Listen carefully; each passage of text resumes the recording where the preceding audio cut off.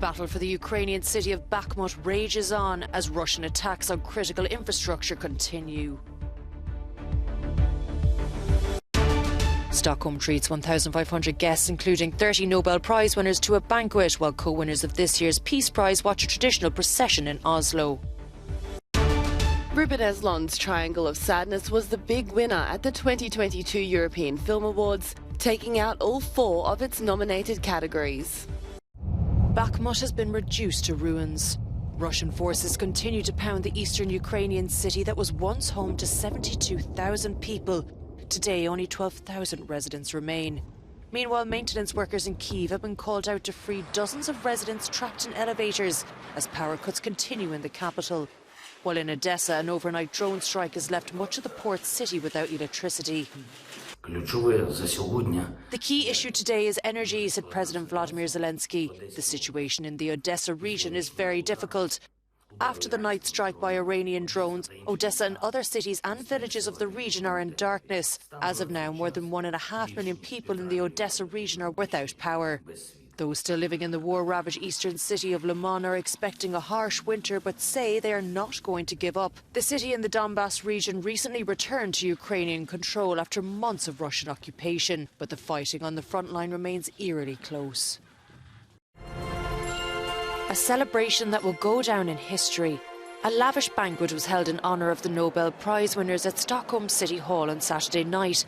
Some 1,500 guests were invited, as well as 30 laureates from 2022, 2021 and 2020.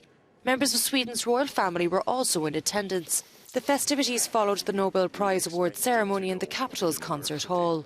The first prize giving it 3 years after the previous 2 were cancelled due to the COVID-19 pandemic. The diners were treated to speeches by this year's winners, including French physicist Alan Aspect and American chemist Carolyn Bertozzi. Meanwhile, in Norway, residents of the capital took part in a traditional torchlight procession in honour of the Peace Prize laureates. Ending outside Oslo's luxury Grand Hotel, representatives from Russia's human rights group Memorial, Ukraine's Centre of Civil Liberties and the wife of jailed Belarusian activist Alice Bielyatsky came out on the balcony and waved to the crowd.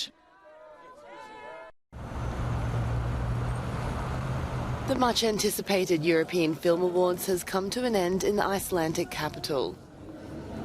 The competition was tough, but one film stood head and shoulders above the rest. The European film 2022 is...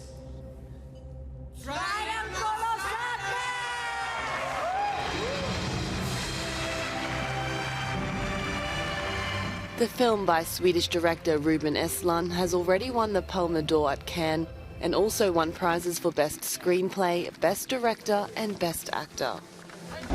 So it's a grumpy brand, yeah. A triumph for this film that tells the story of a luxury cruise that turns into a shipwreck. In something way less expensive. It's H&M! Yay! Balenciaga! And H&M! Balenciaga! A ferocious and trashy satire of the world of the uber-rich. It looks paid for the tickets. Not bad, huh? From arms dealers to influencers. One of the teachers that I was working with now is my mentor, but he was a teacher when I was in the university. Someone asked him, so can cinema change the world? And he said, yes, but all movies are changing the world. So then it's about the competition to getting the most attention. And these awards is, of course, one way to get a lot of attention and increase the numbers in the cinemas and making more people look at your film. So if you have a message that you think is important, this is a good thing to fight for.